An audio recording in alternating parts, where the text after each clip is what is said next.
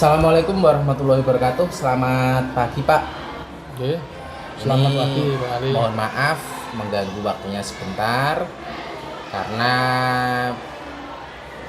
pada pagi hari ini saya Ali Wahyudi, calon guru penggerak angkatan 6 dari Kabupaten Rembang, mendapatkan tugas untuk melakukan wawancara terhadap pimpinan lembaga atau pimpinan sekolah yang ada di lingkungan sekitar. Kebetulan SD Islam Al Furqon ini merupakan sekolah yang paling dekat dengan lingkungan saya.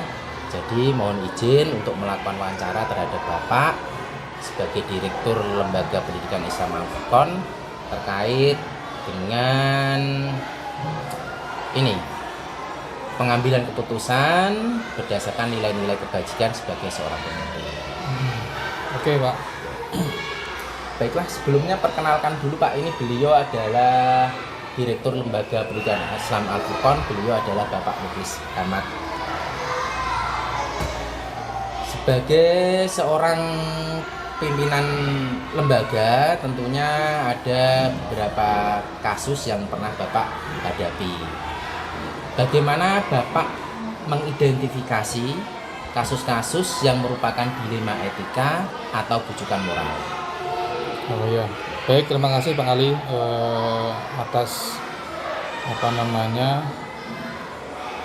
kegiatan ini untuk guru penggerak Pak. Dia guru penggerak Pak. Tadi pertanyaannya mengidentifikasi permasalahan-permasalahan yang ada pada lembaga kami. Lembaga. Yang pertama, untuk mengidentifikasi permasalahan, segala masalah ya, ada banyak masalah. Nah, setiap lembaga pasti punya masalah. Yang pertama, untuk mengidentifikasi itu memang kita harus punya masukan atau ada masukan dari sesama guru. Itu mutlak kan gitu. Atau dari guru yang bersangkutan ketika melakukan kesalahan atau ketika ada permasalahan. Karena di lembaga kami ada jenjang, jadi ada, kalau di perusahaan mungkin supervisor ya, jadi ada guru, kepala sekolah, kemudian ada pengawas dari semua ini ada di direksi pendidikan formal, maka biasanya kami dapat masukan dari jenjang-jenjang itu gitu, untuk mengidentifikasi masalah. Ya. Nah, bagaimana Bapak menjalankan pengambilan keputusan di lembaga Bapak, terutama untuk kasus-kasus yang ada dua kepentingan Pak, yang sama-sama benar atau sama-sama mengandung nilai kebajikan? Ya, semua pasti pernah mengalami ini ya, di setiap lembaga, di setiap institusi menghadapi sebuah masalah yang itu punya dua sisi. Jadi pertama, kalau kita mau menghadapi permasalahan yang punya dilema nilai atau dilema etika tadi, kita harus lihat dulu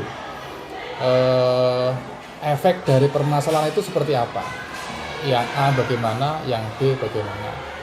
Setelah kita identifikasi itu, maka kita punya skala prioritas kita itu mau yang mana yang mau kita ambil.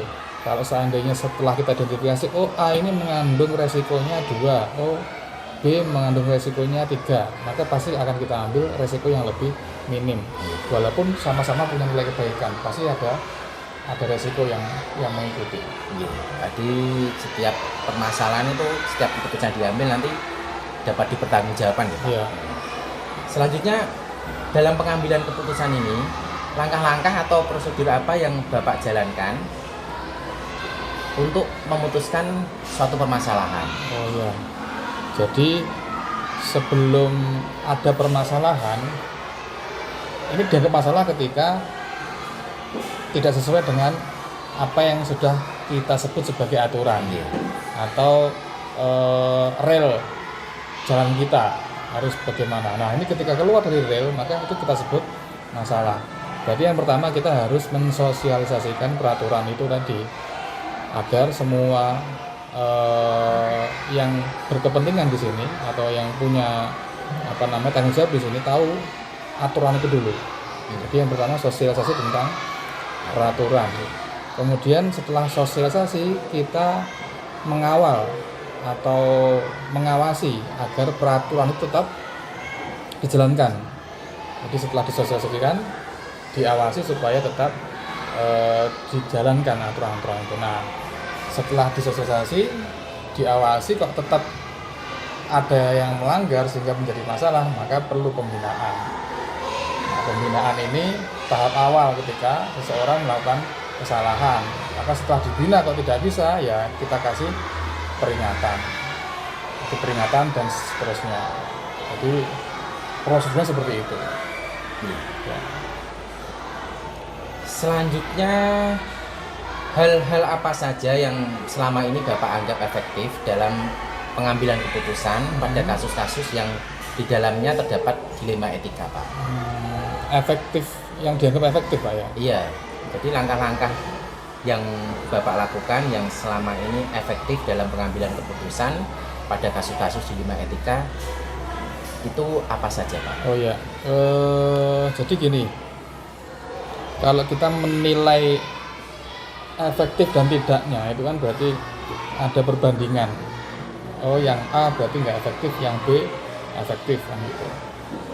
Maka saya menilai, kan, ini apa namanya, subjektivitas saya yang menilai efektivitas dari apa yang kami lakukan. Jadi langkah yang paling efektif untuk menanggulangi masalah-masalah seperti ini, etika dan lain sebagainya, atau dilema etika dan lain sebagainya, itu ya tadi yang pertama ya harus disosialisasikan agar kita semua sama-sama tahu. Jadi yang melaksanakan aturan itu juga semuanya semua tahu. Jangan sampai guru yang ada di bawah atau yang melaksanakan tugas-tugas ini nggak tahu aturannya. Maka bisa sama-sama tahu, itu hal yang paling efektif. Itu yang pertama. Yang kemudian kita menjalin komunikasi dengan guru-guru agar tidak ada batas antara guru dan pimpinannya. Jadi kita harus menjalin komunikasi atas bawah dan bawah ke atas. Jadi dua itu tadi. Nah, dalam pengambilan keputusan atau memutuskan kasus-kasus yang di dalamnya terdapat dilema etika, tentunya ada tantangan. Kira-kira yang menjadi tantangan Bapak dalam mengambil keputusan itu apa saja ini, Pak? Oh ya, kalau tantangannya ya, Pak, ya, sebenarnya tantangannya itu terkait dengan ketika masalahnya spesifik di dilema etika, ya, atau sesuatu yang mengandung dua kebaikan, ya. Itu biasanya kepentingannya ada benturan kepentingan antara kepentingan kita sebagai pimpinan sebuah lembaga dan hubungan kita dengan seseorang atau guru atau siapapun yang ada di lingkup kerja kita. Jadi kepentingan lembaga agar tetap berjalan, kemudian di sisi lain ini sesama kita sosialnya juga harus berkesinambungan. Artinya itu yang sering menjadi kendala. Apakah ada jadwal tertentu atau mungkin ada waktu-waktu atau tempat atau sebuah jadwal untuk menyelesaikan masalahnya, atau prosedur apa yang Bapak jalankan dalam memutuskan sebuah kasus yang di dalam terdapat dilema etika? Oh iya, ada. Jadi kita itu ada namanya, setiap unit ada rapat evaluasi mingguan. Nah, nanti ada juga yang namanya rapat evaluasi bulanan, skalanya lebih besar. Untuk masalah-masalah yang kira-kira bisa kita tunggu sampai 1 bulan, maka itu akan kita sampaikan ketika rapat-rapat tersebut. Tetapi ketika ada masalah yang urgent, yang skala permasalahannya ini harus segera diselesaikan, ya hari itu juga harus diselesaikan. Iya. Nah, adakah seseorang, Pak, atau mungkin seseorang atau faktor-faktor yang selama ini membantu atau mempermudah Bapak dalam mengambil sebuah keputusan dalam kasus-kasus yang di dalamnya terdapat dilema etika? Ada. Jadi faktor-faktor yang membuat efektif ya, Iya. agar permasalahan-permasalahan itu bisa segera diatasi. Itu ya tadi harus ada jenjang antara pimpinan sebuah lembaga sampai ke guru. Jadi kalau ke guru sampai ke pimpinan ini terlalu jauh, maka harus ada level-level di atasnya, guru, kepala sekolah, kemudian ada supervisor atau pengawas, nanti baru ke kepala lembaga atau pimpinan lembaga. Jadi jenjang ini yang bisa membantu, faktor-faktor ini yang bisa membantu.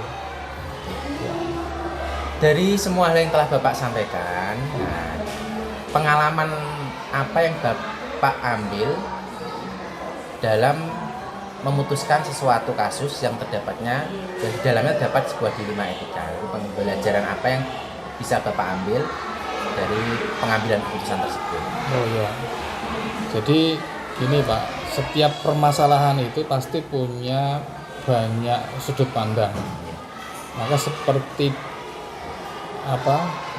dilema etika itu saya kira tidak hanya di 1-2 kasus. Setiap permasalahan pasti ada dilema etikanya, karena setiap permasalahan pasti banyak sudut pandangnya. Ketika dilihat dari sana, di sana itu akan mendapatkan sesuatu yang berbeda. Maka untuk pengambilan keputusan tadi harus ditimbang dan memang harus dibuat skala permasalahan yang sedang terjadi tersebut. Maka tidak gampang-gampang mengambil keputusan. Tetap kepentingan lembaga harus tetap jalan, harus sekolah tetap jalan, guru-guru dan lain sebagainya harus bisa mengerjakan tugas dengan nyaman, dengan tenang, tanpa tekanan, dan mereka bisa melaksanakan tugas dengan gembira gitu. Terima kasih Pak, saya kira cukup. Nah, mungkin ada kata-kata atau mungkin tingkah laku saya yang kurang berkenan, saya mohon maaf yang sebesar-besarnya. Iya Pak, ya. Sekali lagi mohon maaf mengganggu waktu Bapak. Terima kasih Pak. Ya, sama-sama Pak Ali ya.